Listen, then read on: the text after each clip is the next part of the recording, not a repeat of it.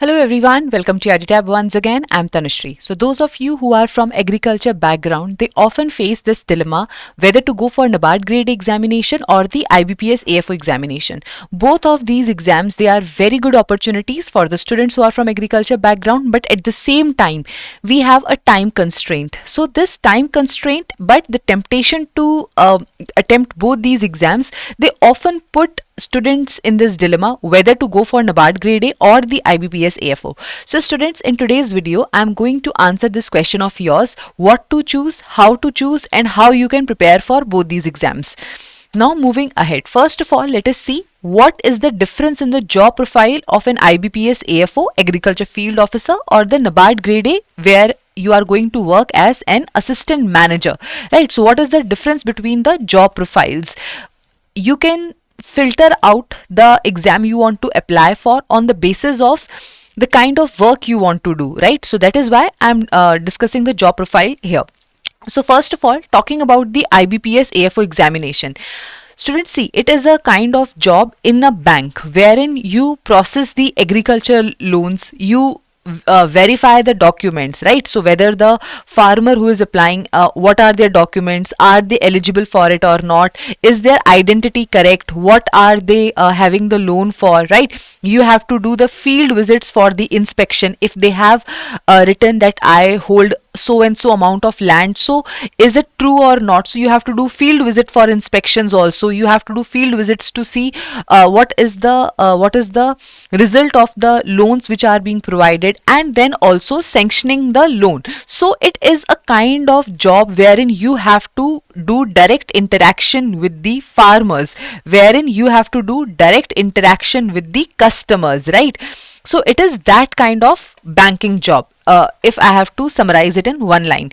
Now coming to the NABARD Grade A assistant manager post, here you don't have to directly deal with the farmers, right? You are not going to deal directly with the farmers, rather you are going to deal with the organizations like farmer producer organization, self-help groups, state governments, or various other organizations who are working in the field of rural development and the agriculture development. How you are going to work with them? So there are basically three areas: refinance activities, through developmental activities, and through regulatory activities, right? So in the refinance activity, NABARD provides refinancing to the RRBs, to the scheduled commercial banks, right, to the PACS, to different organizations who are then going to use this refinanced amount, the funds from these refinanced amounts, to further provide loans to the farmers. Then coming to the developmental activities. So the developmental activities of NABARD, it includes helping the FPOs, self-help groups to grow further, right? Then coming to the regulatory activities. In the regulatory activities, basically NABARD officers, they regulate, they supervise the regional rural banks and the other organizations which are under their domain, right? So this is the basic difference between the job profile. Now you have to see what kind of job suits your personality, whether you want to have a interactive job wherein you are interacting with the customers on a daily basis, or you want a kind of job wherein you sit in the office, you analyze the things, you sanction the refinance activities, and you don't like a lot of interaction with the customers per se.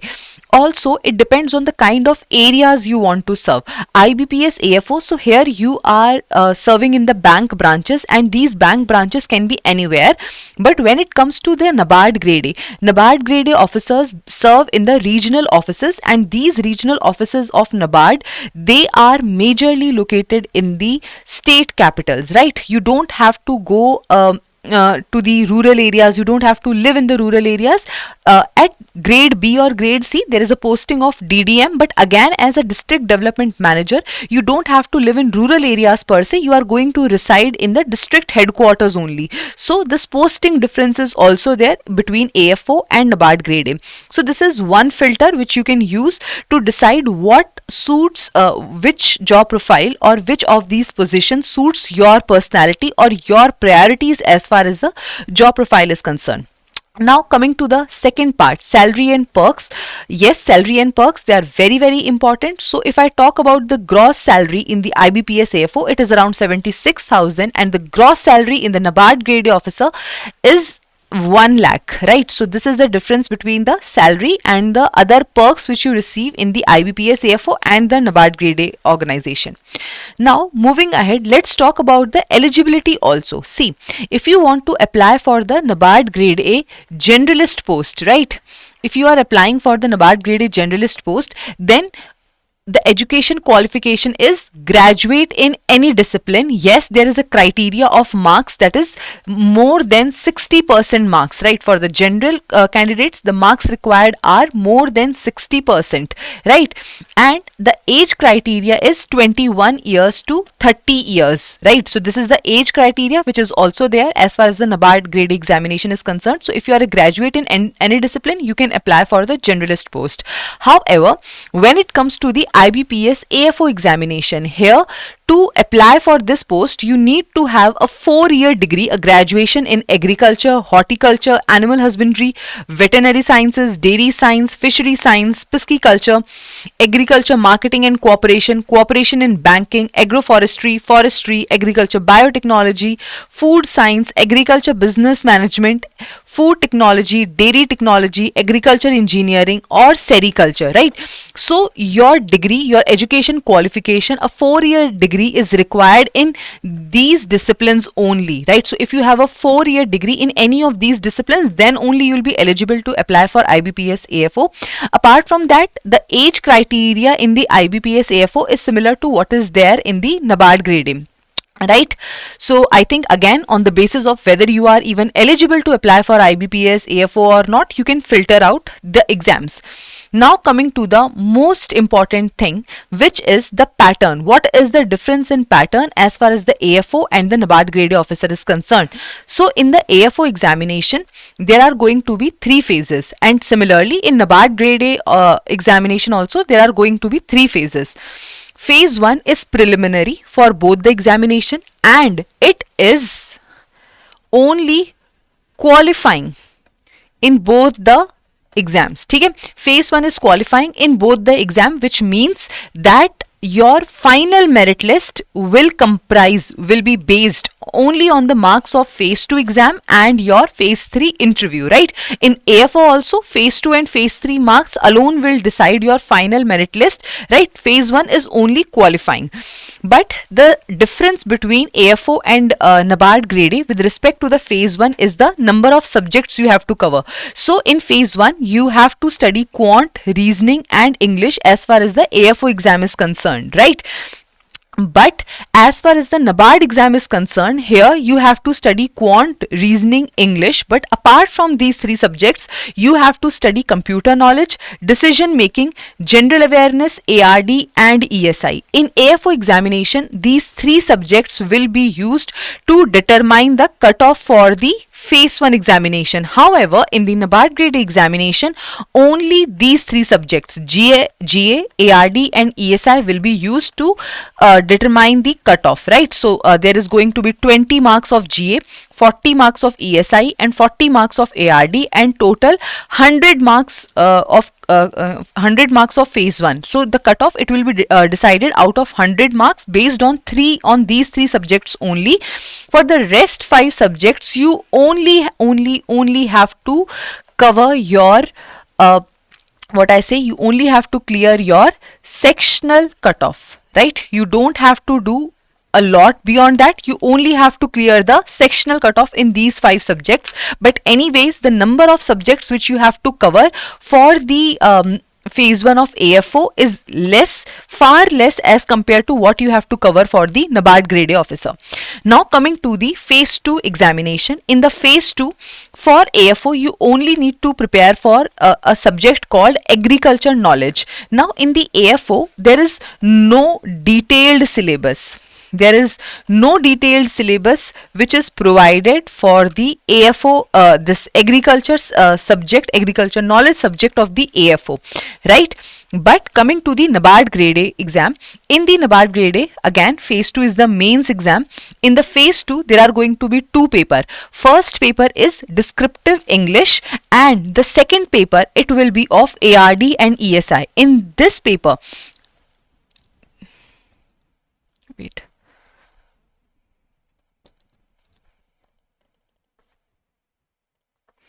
In this paper of ARD and ESI, again there are going to be two segments. The first one is going to be the objective part, and the second one is going to be the descriptive part, right?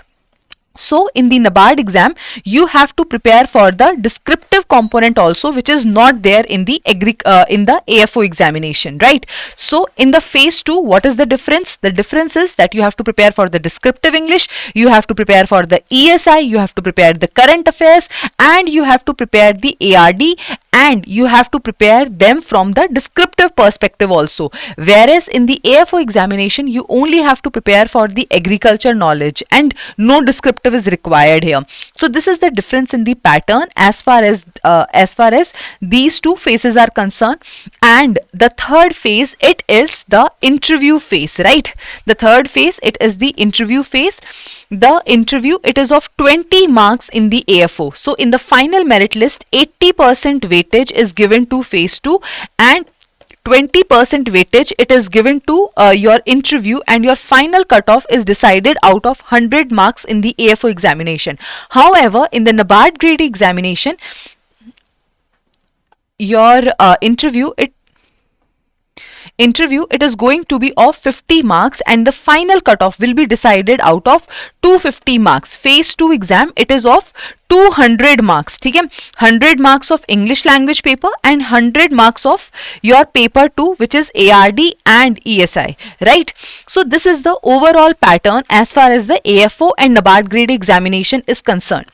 Now comes the major dilemma for which we have made this video, as to which examination you want to go for.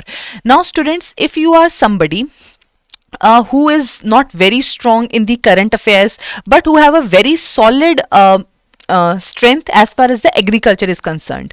Okay, before I stress upon this point, let me tell you what is the difference in the difficulty level, right? See students, as far as the quant, reasoning and English is concerned, if you are preparing them from the NABARD perspective or for the AFO perspective, they are almost same. There is not a lot of difference, but NABARD Grade A is slightly higher as compared to the AFO, right?